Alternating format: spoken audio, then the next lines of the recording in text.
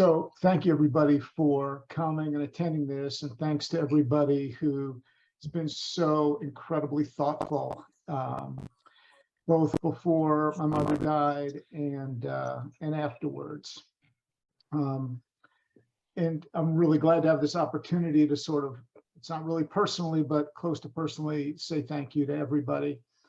And, you know, I knew a lot about my mother, obviously. I knew about her generous spirit, her positive outlook, her terrible driving, and her challenges with technology.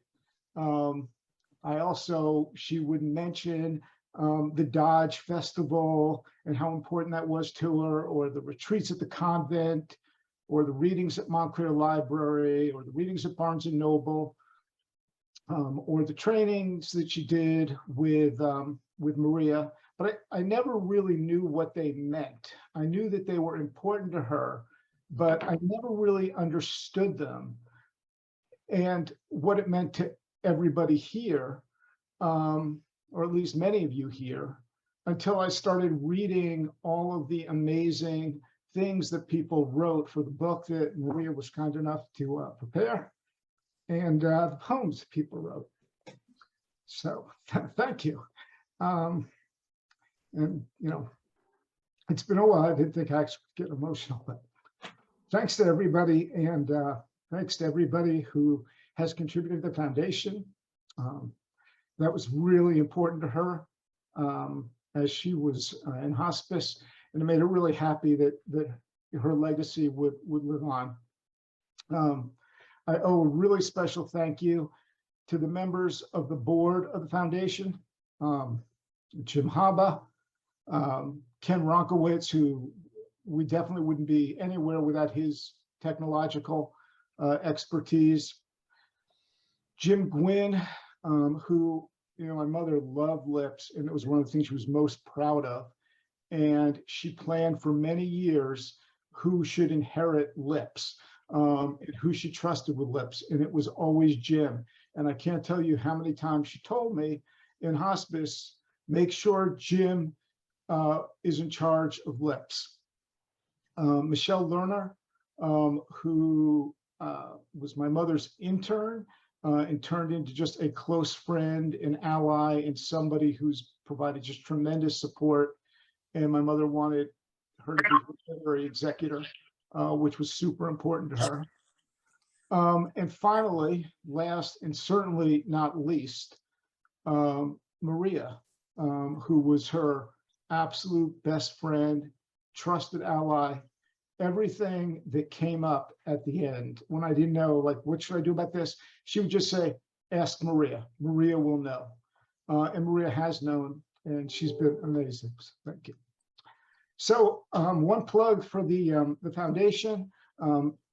Thank you for everybody who's contributed. We really appreciate everybody's contributions. It's made this book award possible. We're really excited about the finalists being announced shortly, and really excited about being able to provide that award and have it on a going forward basis. So hopefully we'll get more entries in 2023, but I know Maria's doing the final judging and is really excited about the quality of the work that she's received.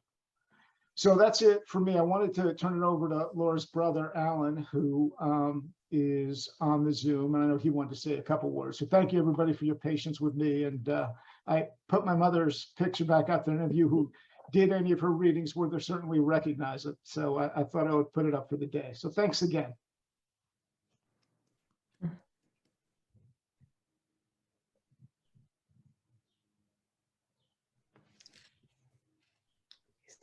Alan.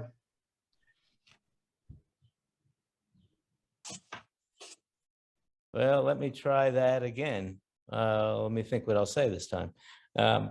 Okay, first I said thank you for this celebration of my sister's life as a poet and as a human being. Despite the 80 years of shared memories, my sister and I remain very different in our perspective and our approach to seeking truth, both in life and in art. And I think that's manifested in the fact that in this um, issue of lips, I think mine is the only one that has both meter and rhyme. But nevertheless, Laura always impressed me with the lengths to which she would go to help other people. And I think today her caring for others has seemed to have been reciprocated. Thank you.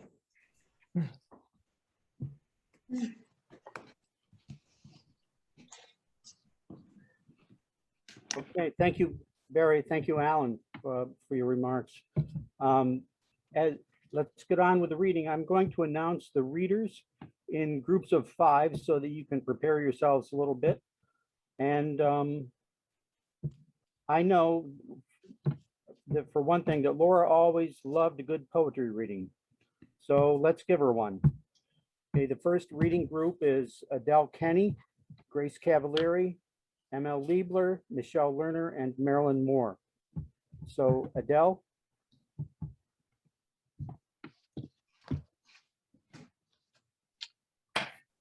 Well, thank you so much, Barry and Jim, for keeping Lips going, for this reading, for the foundation, and for all you do for poets and poetry in Laura's name. Her memory really is a very special blessing. And then for Laura Boss.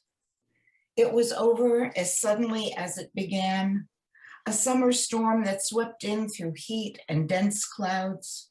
So brief, it was almost momentary. You said it reminded you of life, here and then so quickly finished.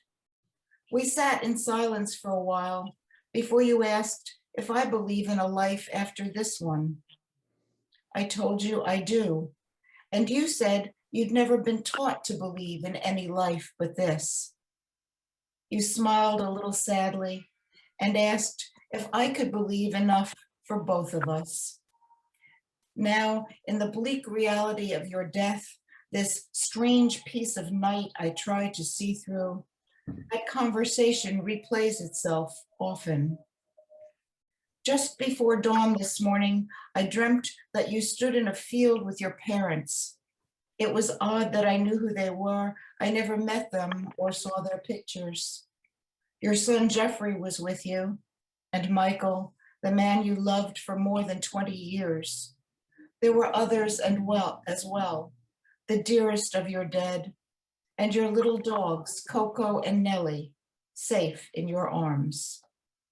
A small breeze crossed the field to touch my face, a warmth in that feeling, as if this weren't a dream.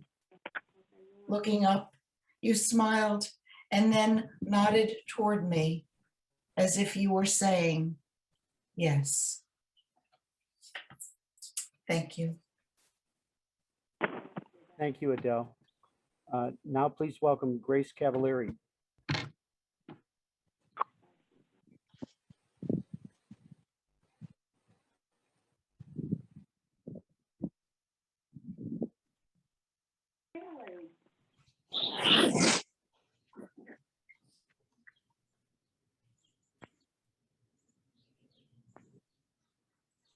Grace, please unmute.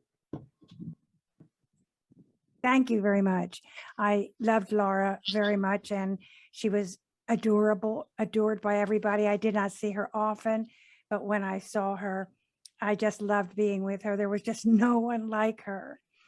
This poem is, when I told her my play in New York was a flop, Laura brought me a single rose. I thought it would take less time, this death thing, her last visit to me in DC with my refrigerator in the middle of the living room. We walked around it. Then I kept thinking about New Jersey, Laura driving 5 miles to my hotel, which took her 1 hour, getting lost, slow and reckless like our talk. I put more paint on the canvas to paint her a picture. I thought it would take less time to dry, that blue would be enough color. I planted a seed in her name and sat on the ground. It takes so long. I never knew how bad I was at math, how I miscalculated everything, my timing so off. I moved the sundial to the shade.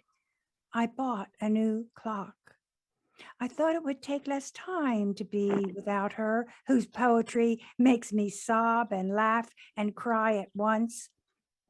She complained she didn't get notice of my anthology and was very hurt not to be in it until I replied, I sent invitations to everyone, and she said, oh, that letter. I thought the canvas needed more color, the ground more water. There's no telling how long everything takes. It takes less time or more time than I thought. I sit by the dirt. I add blue. Thank you.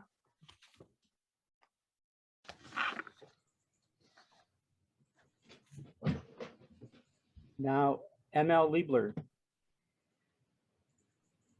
This is a poem called The Strangeness of the Self in Bloom, and it's for Laura. Laura is a very, very sweet, kind, beautiful soul.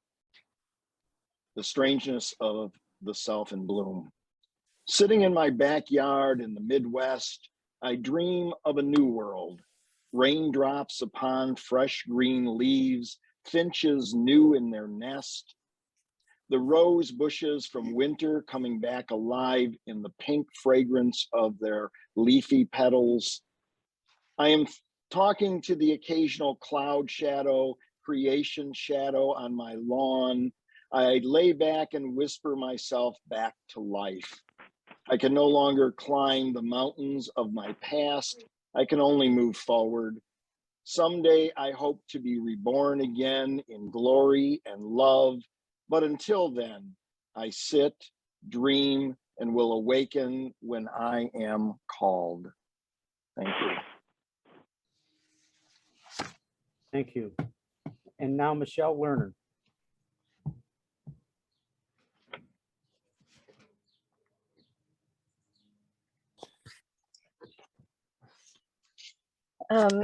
I knew Laura since I was 16. I loved her very much.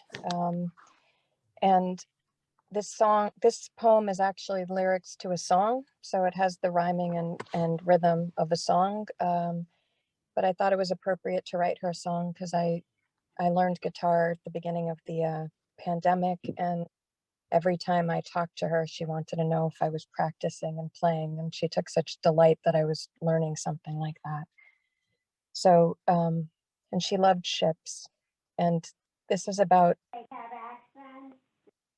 the bravery with which she faced her death. It's called It's Okay, Laura's Sea Shanty.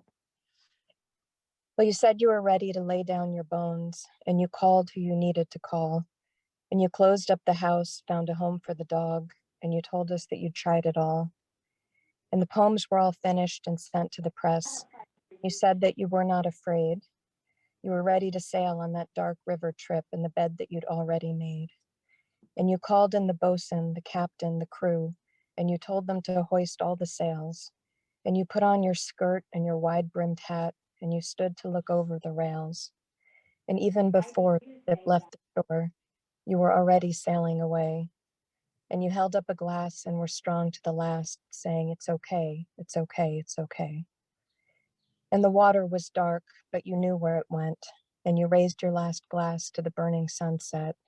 And the boat, how it rocked, and it slammed at the dock as you waited for anchors away. There were clouds in the sky as we started to cry, but you dried all our tears with a wave. Then the anchors came up and you started to drift, and we watched as the ship moved away. And you smiled to yourself as the ship made its way, and you looked all around at the ends of the day, and you waved when you could, but did not try to stay, as the mate called ahoy and pulled up on the chains. And we huddled on shore, you rocked on the waves, as you sailed down the river at the end of the day, and we did as you asked, and we sang the refrain, it's okay, it's okay, it's okay. And I miss you, I do, I dedicate this to you, and I'll never stop feeling this way. But I see you still now standing proud at the prow, and I know that you'd want me to say that I'll hold up a glass to the life that is past, to the memories clear as the day. And I'll try to be ready, I'll try to stay steady when my own ship starts sailing away. We'll remember the way that you left us today, looking out at the distance and over the waves, how you missed us on shore but did not try to stay and insisted we see that your own way. Though I'll miss you today and tomorrow the same, I'll sing to myself and call over the fray, and I'll know that you're watching from out on the waves. It's okay, it's okay, it's okay. Shoot. Thank you, Michelle. I'm sorry. Um, I'm trying to unmute and I lost where the Zoom is. I don't know if somebody else can still, See you. no, Yeah. can somebody else go even if my video and, Yeah, is- yeah. I wanted to make note that in the book, everyone can find a link to a webpage where this song is put to music, and you can listen to the music and words at that link. So our next, I don't see Marilyn Moore in the queue here. If you are there, please speak up. But our next set of readers will be Ron Bremner, Darlene Myers, Suzanne Sue, Seema Tepper, and Eileen Van Hook. So Ron, if you can start off this group, please unmute. Thank you. I first became aware of Laura Boss back in 1979. Rich Quattrone put out a brand new journal called the Passaic Review, and had some fabulously talented people in it. One of them was Laura Boss. One of them was Allen Ginsberg. There was also Jim Klein, George Pereni, Mary Jane Grandinetti, and somehow I got in it. But I didn't meet Laura until many years later, and I found her then to be one of the nicest people I've ever met. So these are Laura's words, a cento of lines from Laura Boss poems. The best lover I ever had plummeted toward me, soaring through the planets like a Matisse tapestry. He painted a portrait of me. He made me look like a bitch, but the colors were beautiful. I tried to keep smiling like the mind astronaut you always were.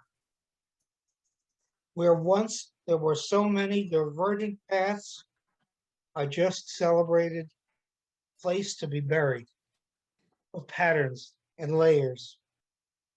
We are like a fragile, fragrant, homemade candle. Thank you.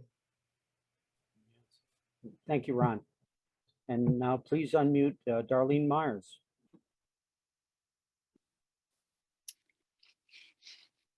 I met Laura through Lynn Lifshin, and I only met her online. I never met her in person. However, I'm extremely thankful to have made her acquaintance. Unripened depths. Scent of love from a woman unknown to me, wafted through emails, bringing us together through the grief of another we shared. Scarves wound us tighter as the months drew on and our secrets emerged. With moments we both hoped never happened or wished that they did. As quickly as Laura became my new best friend, she became the new loss in my life. Our garden of wildness, known knowledge of each other, softness of heart, ripped out, dissolved, devoured, and vanished. First, it was Lynn who led me to Laura. Now Laura, so kin to each other in mannerisms, makeup, life skills, and passion for their art form. One I knew through dance, one through words, one for decades, one for mere months, both through their everlasting gifts. Lost too soon, without maturity to ripen. Thank you. Thank you, Darlene. Now Susan Sue.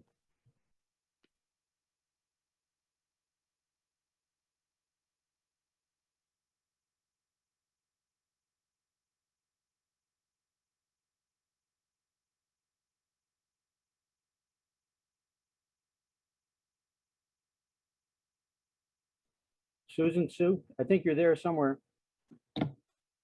Can't see you on this screen, maybe the next screen. Susan Sue, no? We'll go to the next reader, Seema Tepper.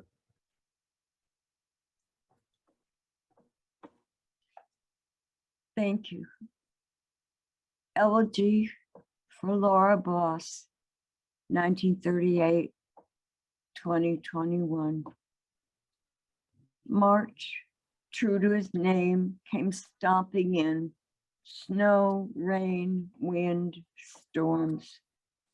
The promise of spring on the 21st barely sensed by pandemic-ridden humans.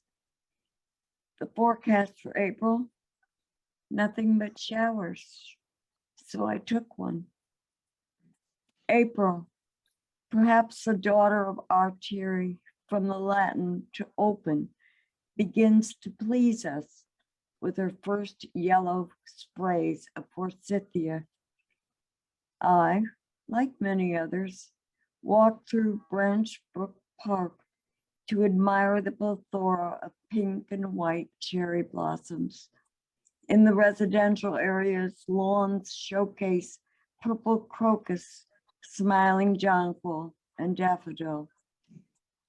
The orchid in the dining room, green, yet dormant for more than a year, now offers its gift, 3 delicate pink blossoms. Laura's final admonition, she smiled, said, Seema, type it up. Thank you. Yes. Truer words were never spoke by Laura, right? Type it up. Okay, now we will go to Eileen Van Hook. Thank you, Jim. Hi, Jim. Losing Laura. You needn't have been a personal friend of Laura's to feel her loss deeply. If you attended her workshops, retreats, or readings, you will understand what I mean. You may have seen her take notes while writers shared their work so that she could make specific remarks for each piece.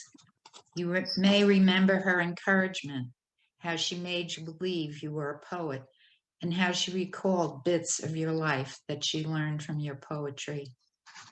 Laura was a wonderful poet, fierce and funny. Though she may have appeared fragile, she was mighty, bearing blows in her personal life that would have felled most. Laura Boss was a woman to admire, a truth teller and a generous spirit who will never leave us. And the second poem is also about loss. The Only Way Out. Whenever my husband and I are in a public venue, he makes notes of the nearest exit and points it out to me, certain that we can escape whatever disaster might occur. But sometimes destruction happens within, and there is no glowing red sign to lead us to safety. There is only a slow, steady decline of cognition, a subtle shift to confusion, the exhaustion of pretending we don't need to be rescued, and the knowledge that there is only one way out. My father was the age I am now when he began to change. At first, he lost things, his glasses, his keys, then his memory and bits of himself. Soon his behavior became erratic, but it was my mother's behavior that was shocking. Frustrated, she yelled at him, called him stupid, though she was reminded over and over that he was sick. And yet after placement in a nursing home, he ran away twice, trying to get home where he had known love. Now I had begun to look like my mother and find myself in a similar situation, grateful that the memory of her harsh words has bound my tongue, as my husband, who always looked for the nearest exit, is unable to find the way out. Thank you. Thank you, Eileen. And I'm going to announce the next set of readers, Lorenda Lind, Ray Peterson, Mercedes Mulligan, Kim Reardon, and Fred Yuchi. But before them, we skipped over Susan Sue. We can go back to her now. Susan, unmute. Sorry, I wasn't aware that I was on mute. I met Laura at her workshop in Montclair Adult School. I started writing poems in her workshop. These are the words that I want to tell her. Dear Laura, I have continued to whisper in your ears. You published my poems, the words that came from the dark green train, in a different language. You encouraged me to write, and you were the first person to tell me that poetry is anything that's close to my heart. Then I was pulled into the dust, drifting away from the words, but your soft voice was there through the void of space. I silently replied that I would write again, even though the dark tube was long and the morning light was blinding. I want to tell you that I can see now, more clearly now than ever before. Your words are that the little tiger, the best gift from God, has grown up. And Laura, I know that you can hear, and we have hugged. Thank you. Thank you, Susan. We had a little bit of audio garbling at the end, but I think that's our connection. If we have time toward the end, I'd like to ask you to read it again. But let's go on to our next reader, Lorenda Lind. Thank you. I knew Laura from Mendham Poetry Workshops, and we bonded several times, and I really miss her. And thank you, Kevin, for bravely stepping in and taking her place unexpectedly. So my poem is Night Walk with Laura Boss. On one of the walks we take every night after my stroke or seizure, or whatever way my brain betrayed me, I tell my husband how today was your last on this earth, though we had hoped to hear you outwitted them all and come home healthy and full of health. What was it that killed her, he asks, but no one has yet said, and he guesses pancreatic cancer. He says that's what comes for people who are otherwise well, when it is nonetheless time for them to go. Like his mother, who had made it through everything else, Patrick Swayze, like the spiritualist minister we knew, who talked to the other side, then ended up there herself. He is right about that, we will find. And for a few blocks up the hill from the thawing lake and past the fenced, expensive water dogs that lose their minds when we walk by, though they see us night after night, we try to imagine that we will never again sit with you over cereal, talking poetry and politics. That from now on, twice a year in New Jersey, even if this goddamn plague does go away, you won't be waiting there again. And we start to understand that from now on, our conversations with you are going to need the same kind of intense concentration that is keeping my one foot in front of the other. Though both feet tried to walk me off to where you are. But I guess instead I am still supposed to be here, struggling to learn all these things you now so effortlessly know.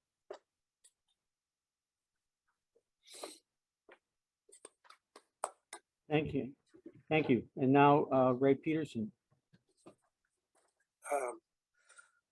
For anyone who's been to the Mendham Poetry Retreat intensive, and you've heard about going to the cave, I can't read this poem without going to the cave.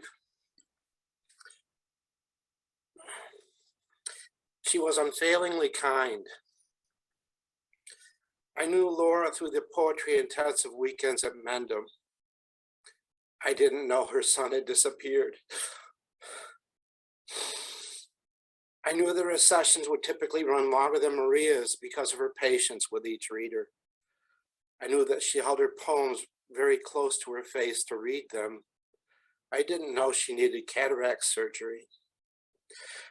I knew that she would be open to my long poem about our son we had lost. I didn't know her son had disappeared.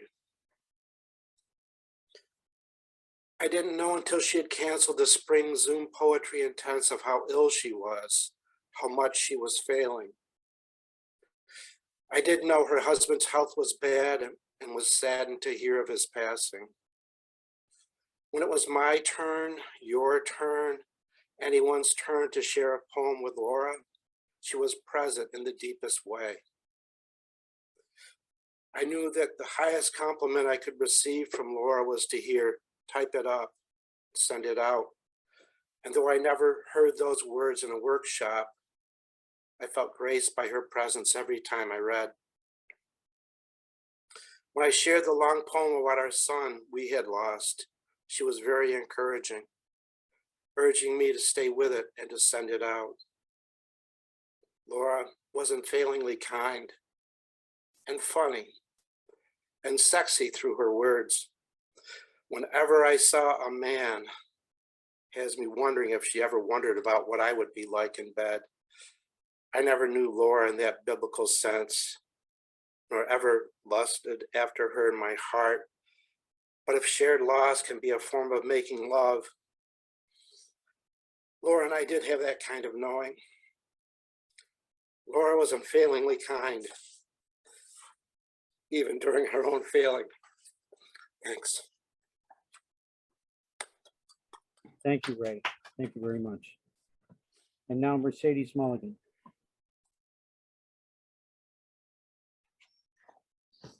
Hi, everyone. Meeting Laura. I met her 17 years ago, the first Spring and Fountain workshop sponsored by the Dodge Poetry Foundation, assisting teachers portray poetry in a revised classroom light. We were in the library at Bergen County Academies in Hackensack. Many who participated have become very popular writers, a result of her influence.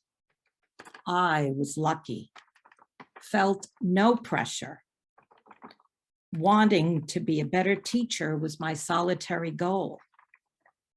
No desire to write my own words, much less have them published.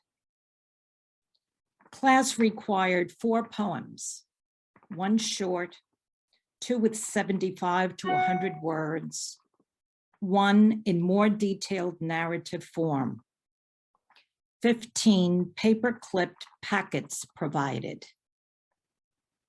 She paid attention to our choices, why we selected the ones we had.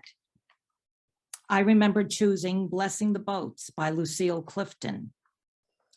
Perfection realized when recited in class, a baptism, a funeral, or just sharing for the sheer joy of it. Her kindness, patience, and expertise stood out immediately, but influencing me most was her passion in believing all of us were already poets, even though most of us had not written much on paper. What do you want to say about that poem? Can't all of us still hear her asking that question? All these years later, I had the honor of attending her workshops for mature poets. Is that what we are, I wondered? I found out quickly her belief in each one of us brought out the words we shared today, the words we shared yesterday. Who knows what the future will bring? Thank you, Laura Boss, for helping us sail from this to that. Thank you. Thank you, Mercy. Our next reader, Kim Reardon. Thank you. This is a tribute to Laura Boss, a cento from Lips 2020, number 5152, titled Lips of an Angel. Not buried in the cold ground of suburban New Jersey, no graveyard, but I am dead. Scattering of pale blue stars in a secret place. Paths are paved with gold and a candle's small yellow light. The breath of what is coming.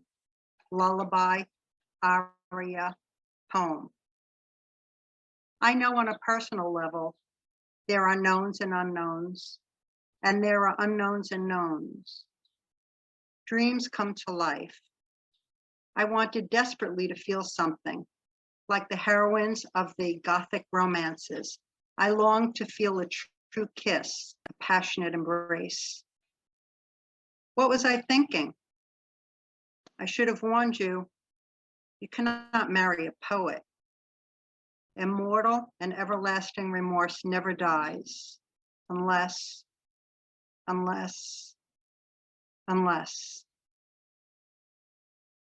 After you left, I lay in a bed hiding under that terrible blanket of grief, pretending time wasn't passing. My son, a good kid, the one that I birthed, the one missing. I hope that he'll call again next week.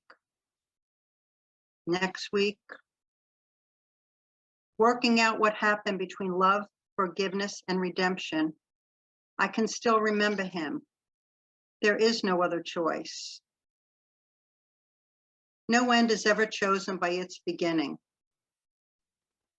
Like a disease, terrible things have happened.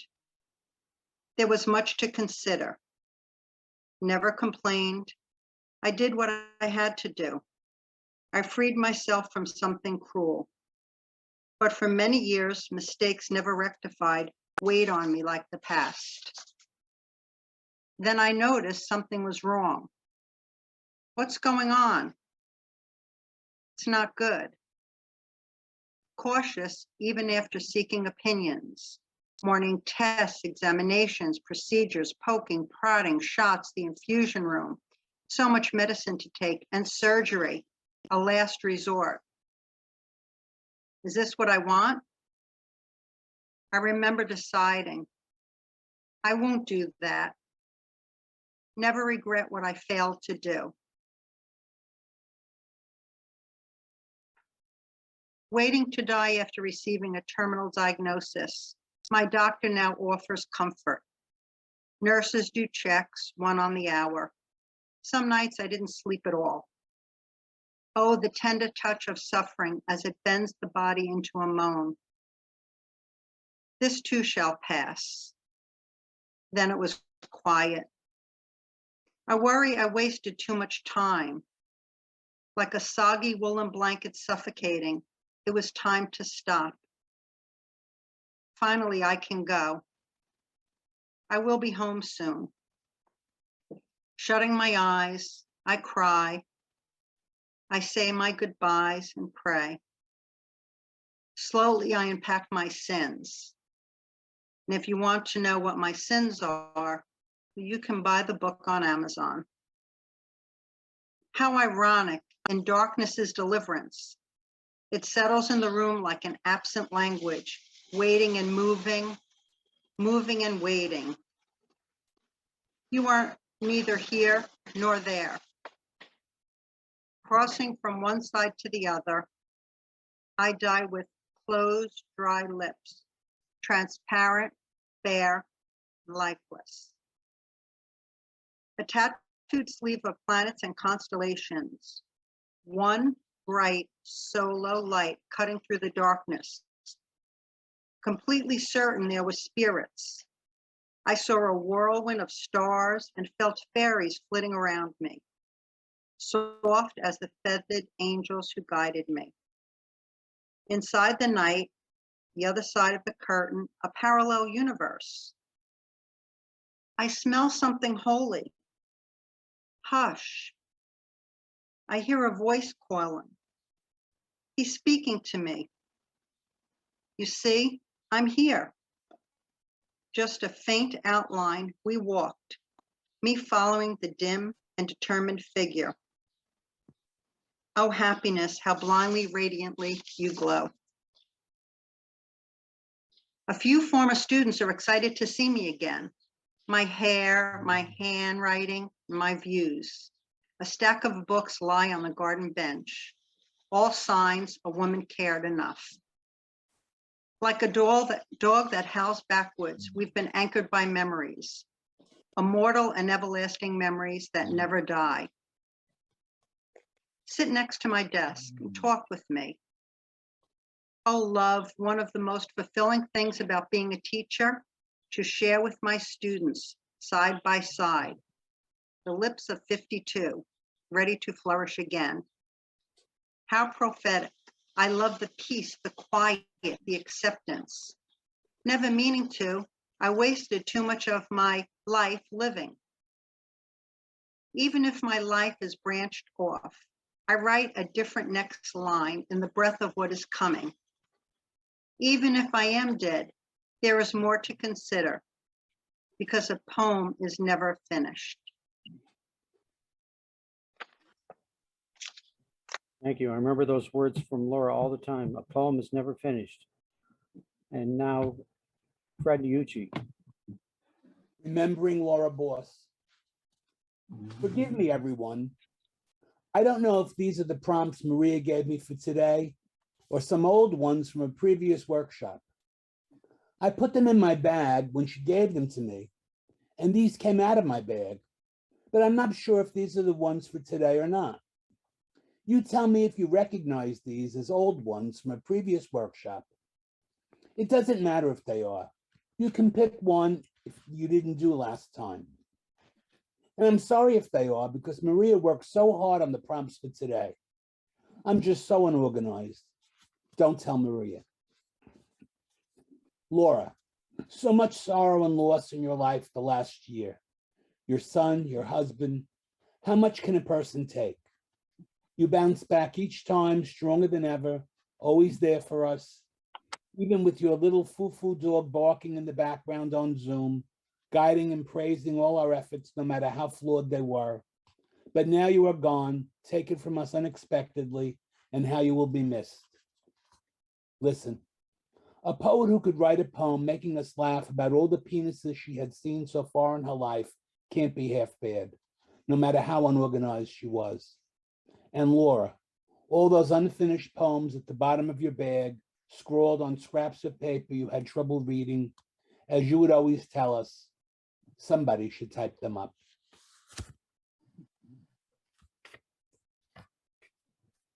Thank you, Fred. Now, our next group of 5 readers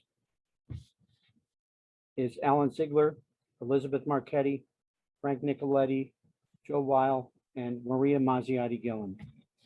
Starting off with Alan Ziegler. I gave this poem to my sister in the last time I saw her at the hospice, and she was very gracious about not rejecting it for being a particular style. 80 years full of memory will still have a solitary host. No external check on reality of childhood fact or fantasy, vague remembrances at most of our treasured shared history.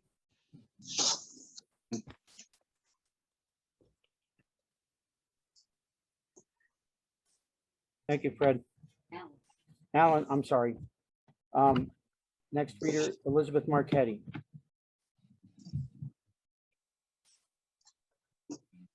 Okay, can you hear me? Dear Laura, as many times as I heard you read your poem, Matching Urns, it still made me laugh. Imagining a future time when you had died and left your longtime lover, Michael, behind. On his mantle, matching urns containing your ashes and the remains of his beloved cat. Mistaking one urn for another, he caresses one and mistakenly calls his cat Laura. Instead of this scenario, Michael died and left you behind. Some time went by. You married Jim, who made it his mission in life to take care of you, protect you from the world, the people he thought would take advantage of your continual kindness. Instead, you took care of Jim in his final illness while still working hard at Lips, hoping to squeeze in poems by all of the poets you knew, from all those classes at the Montclair Adult School and the amazing mature workshops with Maria Mazziotti Gillen. Goodbye, Laura. Thank you for all you gave to poetry and poets. We will miss your smile, your sense of humor, and your good advice. Rest in peace, dear poet.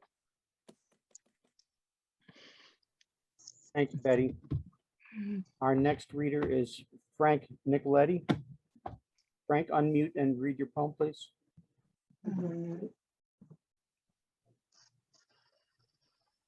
Thank you, Jim. Dawn, for Laura. We live whole lives in the half-light of the canyon. Endless dusk divides us. Crow calls. Her sweeping wing severs despair. Fledglings survive, prevail. Thank you.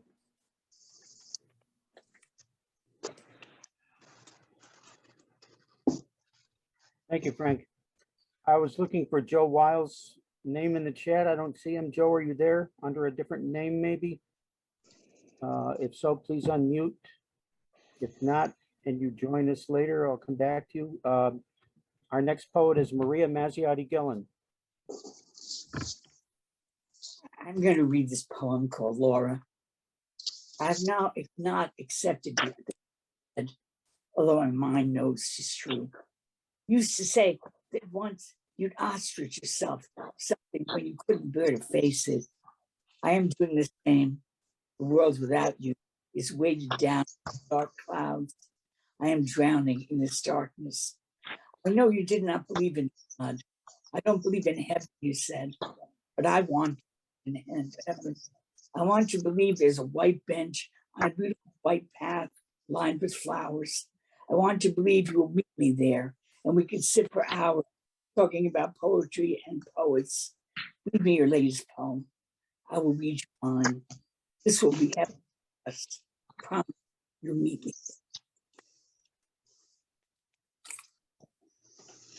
Nice, thank you, Maria. I think I want to come back to Susan Sue again, see if maybe her audio is a little bit better. Susan, are you still there? You want to try it again? Yes. Maybe we. Yes. Dear Laura, I've continued to whisper in your ears. You published my poems, the words that came from the dark green trend in a different language. You encouraged me to write. And you were the first person to tell me that poetry was anything that's close to my heart. Then I was pulled into the dust, drifting away from the words. But your voice was there through the void of space. I silently replied, that I would write again, even though the dark tube was long and the morning light was blinding. I want to tell you that I can see now, more clearly now than ever before. Your words were still touching my heart. I want to tell you that the little tiger, the best gift from God, has grown up, and I've become the Capricorn mother. Laura, I know you can hear, and we have hugged. Thank you. Yes, much better. Thank you so much, Susan. Our next group of readers will be Wanda Praisner, Lydia Chiarelli, Susan Amsterdam, Linda Hillringhouse, and Norma Bernstock. So first up, Wanda, please unmute.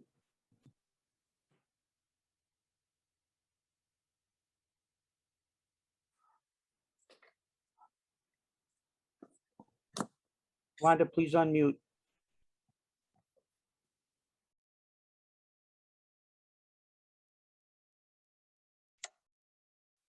Can you hear me now?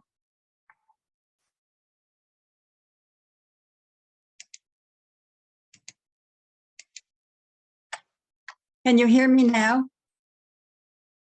Yes, we hear you. Oh, good, fine, thank you. Sorry about that. Again, thank you, Jim, and everyone for this wonderful memorial issue. I miss you, dear, sweet Laura.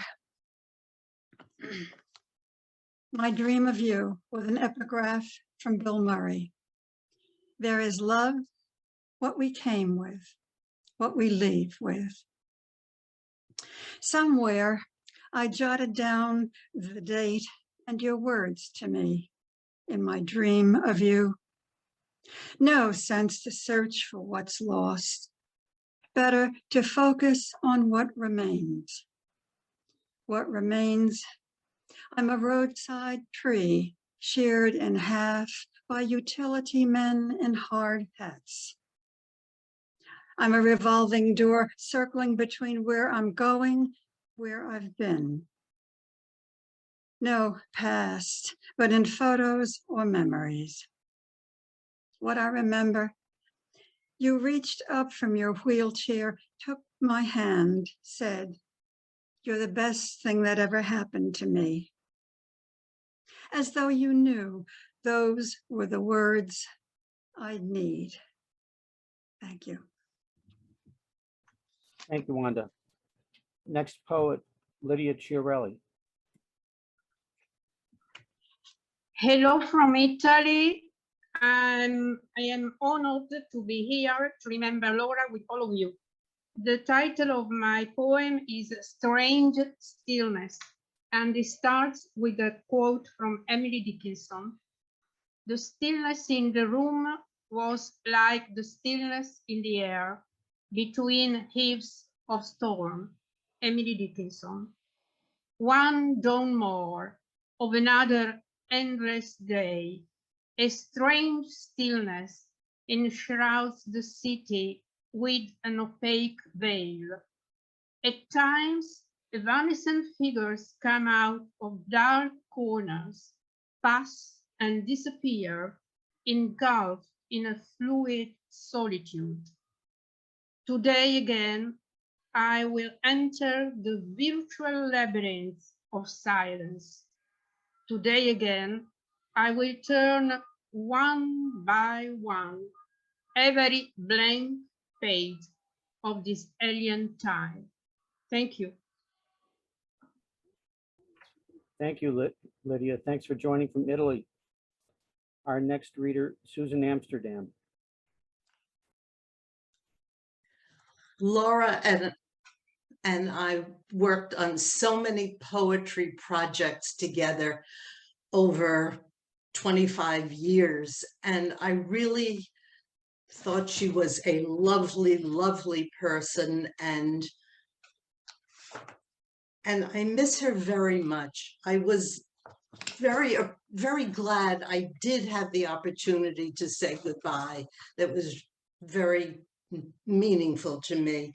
She was very very encouraging. And the little poem I'm going to read is not a memorial poem, but it's one that she encouraged me to put together when I last spoke to her in person a couple of years ago. It's called The Tree. The bony fingers of that leafless tree, desiccated, beckon in the wind. Maybe my husband in his grave resembles those beckoning branches now. I don't want to know. I can't bear to know. But still, he beckons like the tree outside my window. Thank you.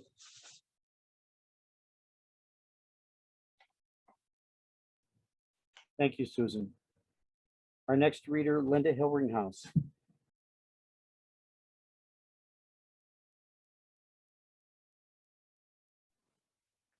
Okay, thanks, Jim. I really didn't prepare anything to say today about Laura, but I just want to say that I'll always be grateful to her for helping me return to poetry after a long, long absence. She always made me feel welcome. This poem is called Paul's Party. When I was 10, I didn't think. I was a creature, one eye on safety, one on danger, an invertebrate, antennae alert for blood heat and its potential for loving me. I could be crushed at any minute under the foot of an insult or snub, thus killing off the foolish mistake, the robber of my parents' youth and passion. So when a group of us went to Paul's party, all the girls wore slacks and sweater sets in expensive colors, camel, apricot, cream. My father was an appliance salesman, and my mother was a hate-to-stay-at-home mom who shipped me off to the party in dungarees with cuffs as tall as juice glasses, a patent leather belt to glamorize the look from hell, a puffy party blouse, and God knows what kind of shoes. I locked myself in the bathroom, face bursting into fire and tears, and in the mirror, the clumsy loser, girl farmer, my presence in the world so negligible, my own mother barely glanced at me, and on this fall day sent me off like a lamb to the slaughter. The girls knocked on the bathroom door and begged me to let them in, and I must have told them the truth because I remember their grown-up words, "Don't be silly," and the way they escorted me back to the party, staring down any boy who dared to laugh. When I got home, I let the rage slither back down to its pit, its hiss at a decibel so low I couldn't hear it, even as it fractured the ground beneath my feet. Thank you. Thank you, Linda. Thank you. Thank you. Our next poet, Norma Bernstock. Hello, I'm happy to be here. This poem isn't about Laura, but thank you, Laura, for enabling this poem. Apology. Grandma Rose wore black dresses that hung below her knees, revealing thick cotton stockings, wore shoes I called old lady shoes, stacked heels with laces. She'd pull me onto her huge lap, my head against her soft chest that might have been comfortable, but for the crackling of her hearing aid, unsettling, as were those moments when Grandma would inject insulin into her thigh, the dress pulled up, scrunched against her lower hip, exposing rolled up stockings and white skin. We never exchanged words, just smiles and nods. Grandma spoke only Yiddish. She hugged me close, the compliant youngest child, who secretly wished she'd return to the Bronx, give me back my room and bed. unaware of loneliness and loss, my world was still small. Thank you. Thank you, Norma. Our next group of 5 readers will be Elaine Koplow, Penny Perry, Marion Paganello, Kevin Carey, and William Harry Harding. First up, Elaine Koplow. Thank you. I first met Laura many years ago at a Mendham workshop, and I remember her encouragement to all of us. I also remember many encounters, her sense of humor. So I hope she would have enjoyed this poem. Keep your powder dry. It pours in from all quarters like rain in a storm. Advice, unbidden, untested, but sworn to be sound. First from my father, keep a full tank of gas. Then there's my neighbor who says, keep a gun, you never know. From my grandpa who fled the pogroms, keep a bag packed. From my sister, older and wiser than I, take a spare pair of undies. You never know where you'll be at the end of the day. Take an umbrella, lock the car. From the women at the shelter, keep a bag packed. Always know where the exit is. Look both ways. And my sister again, bring along a toothbrush. Who knows where you'll be at the end of the day. Wait for the light to change. Then there's my mother who often chimes in, if it smells funny, don't eat it. Mow the lawn, it may rain tomorrow. Never look a stray cat in the eye. Fear no stranger, the worst will come from those you love. Keep a bag packed. Thank you. Thank you, Elaine. Next poet, Penny Perry. Hi, I first met Laura. My first image of her was marching down the aisle of the Patterson Auditorium. She was beautiful and she was waving her arm and she said, "Who says narrative poetry is dead?" And this is my poem, Ode to My Daughter. Diagnosed at 18 with bipolar 1, a stroke survivor at 27, pregnant at 34, and a rapid cycler, you had to give up your psych meds to keep your baby safe. Manic, you washed 5 loads of laundry, then you were too depressed to fold your husband's shirts. The scent of fresh laundry taunted you. You curled on the couch. At 3 months pregnant, you couldn't walk to get a glass of water or bend to pat the dog. Your pelvis joints and hips on fire and malleable as jello. Weak pelvic floor, your doctor said. You had to endure the pain. You studied a stray square of felt, pictured a purple rose. You taught yourself to sew. Your fingers sang. You stitched a Frida Kahlo doll with black yarn hair and a unibrow. You painted a rusty birdcage spring green and filled it with purple, yellow, and red felt ranunculus. Now your baby daughter wakes each morning to calico rabbits, corduroy frogs, a Frida Kahlo doll, felt roses, green cacti with black needles, a birdcage chandelier, a turquoise crested bird with a yellow fantail. Thank you. Thank you, Penny. Our next poet, Marion Paganello. Hi, Jim. Thank you. I don't have a poem in the tribute section, but everything I write is a tribute to Laura and because of her. Grocery lifting. Underneath my camel-colored overcoat, I am wearing baggy denim overalls, the 2 garments giving me a wonderful supply of pockets for my weekly grocery store misdeed.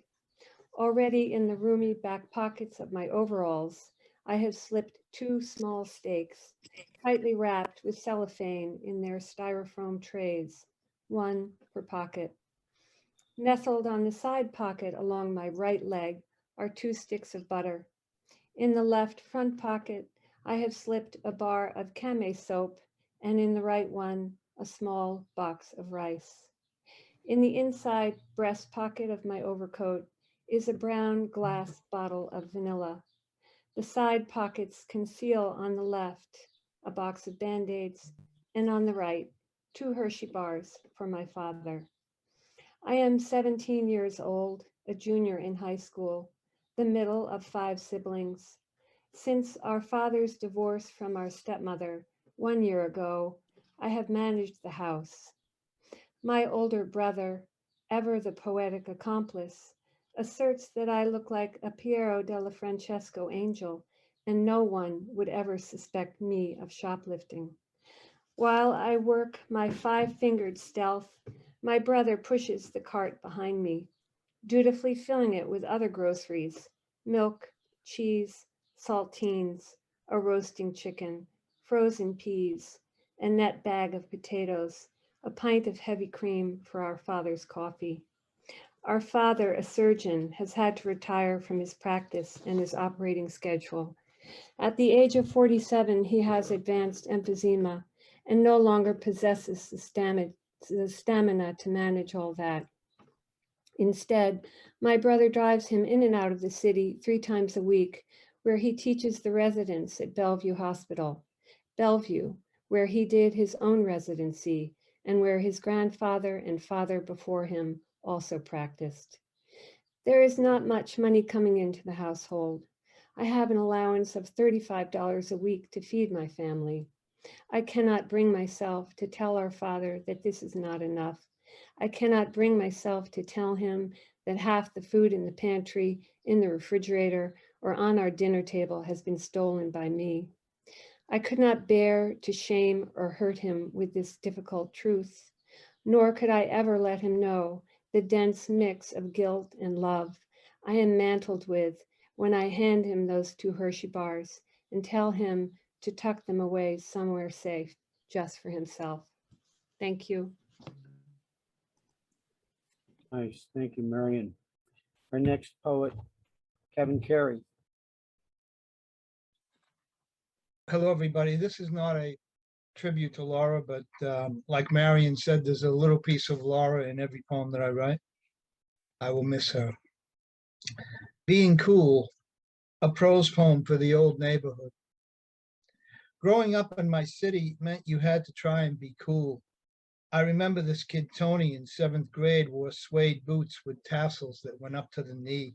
He was cool. Kids who smoked were cool, especially if they could French inhale. Kids who smoked weed were even cooler. Kids who did it with kids from Riverside were cool. Kids who played AC-doocy on the playground steps were cool, even if their fathers beat the crap out of them.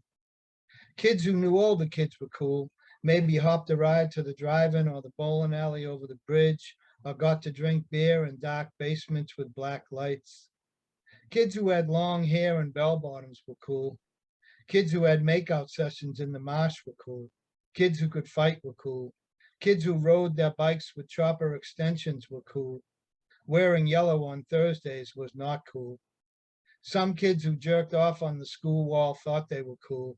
Some kids who smoked angel dust and twitched for months afterwards thought they were cool. Kids whose parents were gangsters thought they were cool, but they weren't. Kids who yelled "fuck you" at Hell's Angels when they rode by were cool and still are. Kids who played guitar or drums were cool, especially if they played Ain't No Cure for the Summertime Blues. Kids who played basketball were the coolest. Thank you.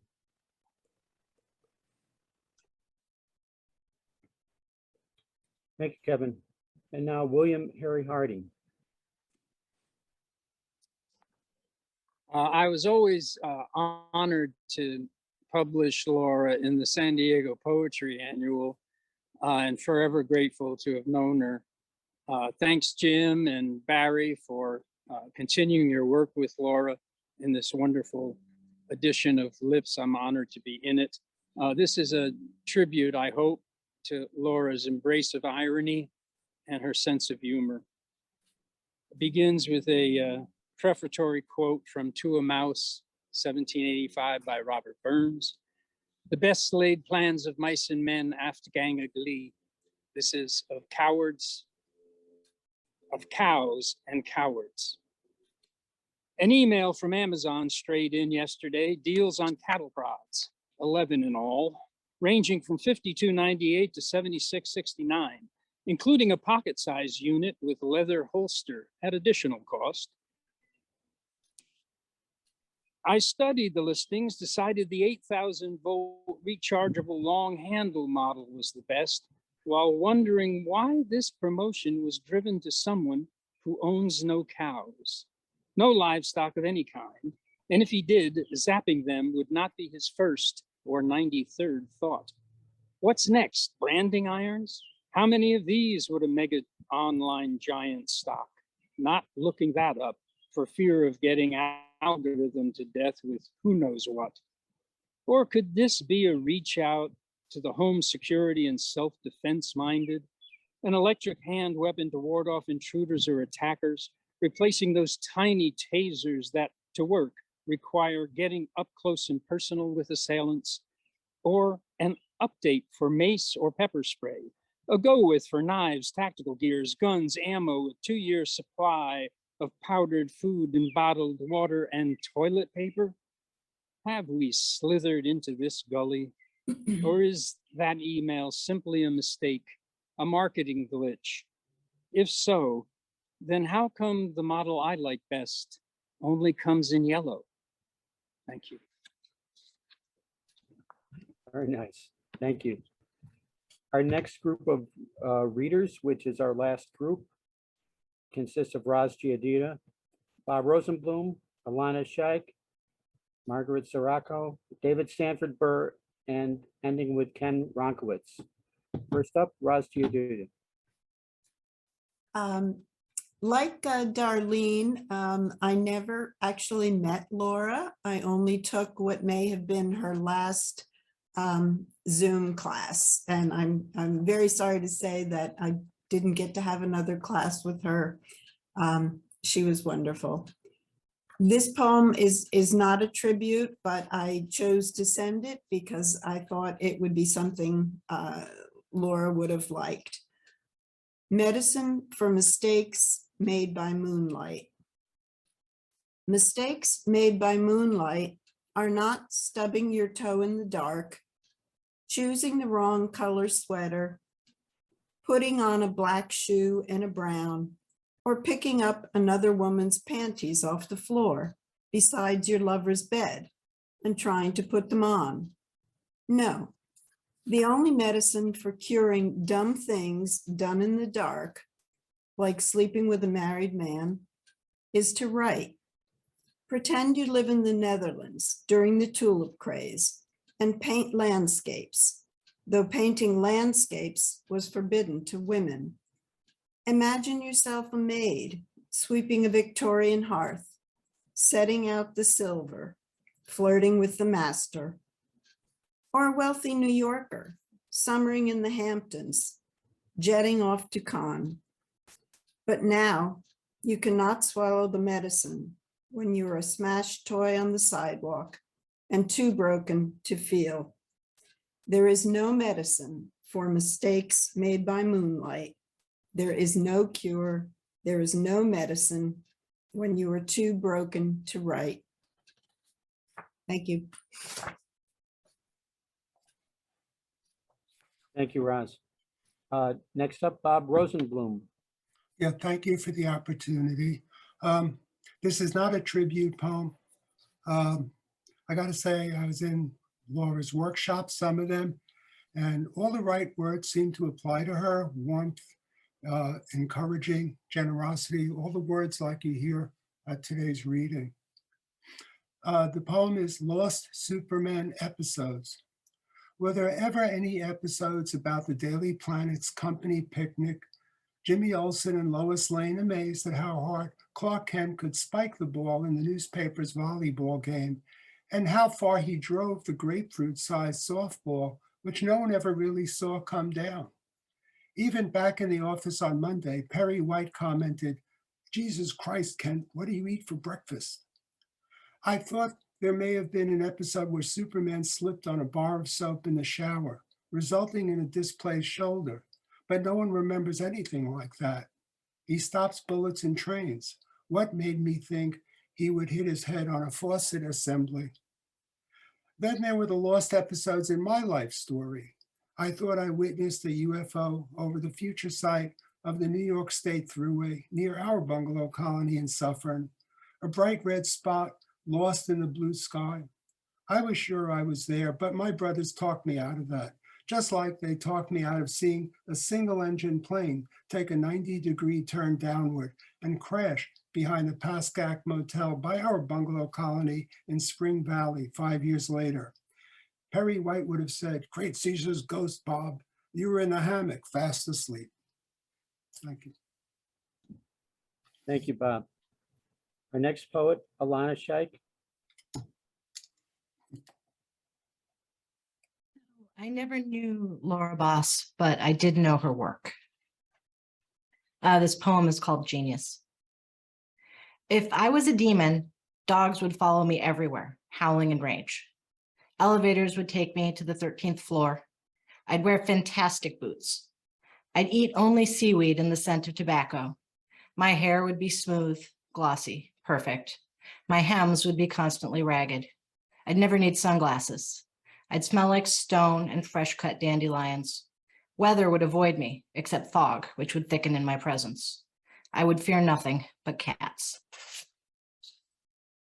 Thank you. Nice, thank you. Next poet, Margaret Sarako.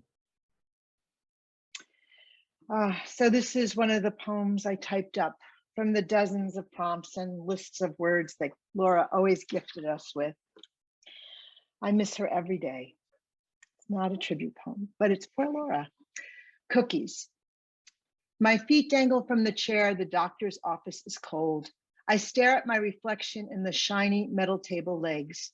Walk again from here to the door. I jump down. They watch me. She requires cookies in her shoes. I like cookies, but in my shoes? I cover my mouth, shove my smile back inside. Mama isn't laughing, stares at my feet. We drive from the office. Are we going home? No, you need cookies. I can taste the cookies with dripping chocolate icing and rainbow sprinkles, raspberry jam and chopped nuts. We pass the hospital, my school, the market, movie theater, courthouse, and the piano store. We pull up to the curb. I look out the car window. Buster Brown? Is that the bakery? Holding hands, we go in. It's filled with brown and black shoes that smell like grandma's old leather bag left out in the rain. I squeeze my nose. A shoe man says hello. Mama explains about the cookies. Oh, you have flat feet, he says. Mama winces like someone pinched her. The man puts something inside the shoes. I wiggle my toes and try to take them off. Mama says stop. The ugly black shoes with laces on my feet look like daddy's work boots and they hurt. The man says, walk from here to the door. I breathe in my mama's ear, inhale her gardenia perfume. I don't want these shoes. I want Mary Jane's. I point to a shiny black patent leather pair with a strap, the kind my friend Sandy wears to church. Mama tells the man, we'll take the ones with the cookies. Mama frowns when he rings up the shoes. Smiling, he puts the shoes in the box and hands it to me. I look at my feet. I won't take it. She says I have to wear them, runs her fingers through my hair. My eyes sting, my head hurts, and my face is burning. I climb in the back seat of the car, lie down, curl my toes under until my feet hurt and pretend to sleep. Mama wakes me up, opens the car door, and I smell it before I see it. She takes my hand. I want the round ones, I tell her, with jam inside and sprinkles on the outside. Skipping to the bakery, my feet barely touch the ground. Thank you. Thank you, Margie. Our next reader is David Stanford Burr. I want to thank Laura Boss, Lips, Barry Boss, Jim Gwynn for this opportunity to share together with all of you and to celebrate Laura. I first met Laura probably about 20 years ago in one of the Spring and Fountain courses that she taught. We had frequent email. She always remembered to ask about my daughter, which I thought was very sweet. And she was really a great person. This is a tribute poem, not to Laura, but to another great person in my life. Dropping slow. I strive to approximate stillness, slowing down now, as now with cigar and bourbon, the former torched, latter untouched, as I survey black Greenwood Lake from this rental porch on this July 5, long after the skein of yelping ducks and motorboats have moored for the night. Across the water, lanterns wink out one by one, settling in for the night. A dog barks briefly, a firefly passes. Cars and planes murmur their passage through black gauze of night, while my smoke eddies off in shoals to dispel mosquitoes and other interlopers of peace. Peace hard won in the here and now, not lasting long. And I dwell on that time I read his lake poem at her service, a favorite of Mom's. My deep heart is sore. I will rise now and go to bed, leave the evening full of cricket song, the cloud of mosquitoes, and the lake's lapping shore.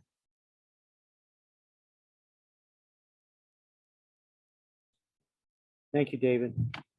And our last reader for today's reading is Ken Ronkowitz. Laura had chosen 2 poems for the last issue of mine, but she said she didn't have room. So she said, hold on to this one for the next issue, not knowing, of course, that she wouldn't be here to edit it. She says, I like a poem that's sexy. It's called Prompt Response. Poets are sexy. That's why we love to be together. We say it is to write and to practice our craft and be in the presence of others who do. But we are poets and we love the tease and the touch and the lick of the words. The poet with books to sell tells us to write about an object in the room. I choose the calla lilies in a vase next to the woman I have been watching. My poem. Long stemmed, they rise to atop fluted like lips that a tongue might probe like a bee buzzing for it. Embraced by slender green fingers that first held them, now tilted back to see the bloom, fluid and flesh, it opens and spills. The weight of it makes the head drop. Your own lips dry and wanting to find something to rest upon. Does anyone want to share what they wrote? We all want to share, but some are coy, patient, or afraid. I read first. I want there to be time for discussion. I read slowly, without looking at her. I look at the lilies, the window, our teacher, until I need something to rest upon. I look right at her and she is looking at me. Poets are sexy. That is why we love to be together. Thank you, Ken. It's wonderful that we could all be together for this reading. I think that all of the poems that we heard today are such a wonderful tribute to Laura and the legacy of poetry that she tried to inspire in each of us. So with that, give ourselves a round of applause. I think we deserve it. And Laura, thank you for everything.